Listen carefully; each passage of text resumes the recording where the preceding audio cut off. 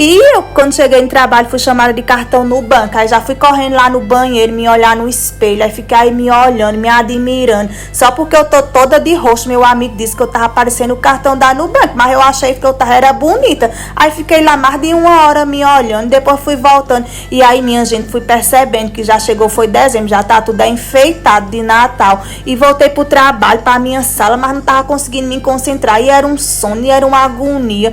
E aí lembrei do cafezinho, botei o café, ai minha gente, que seria de nós brasileiros sem nosso cafezinho? Já fui logo, foi comendo uma rosquinha com água para ver se passava a fome, até chegar a hora do almoço. Mas essa rosquinha aí quase que quebra meu dente, minha gente, tava dura demais, a bicha era dura.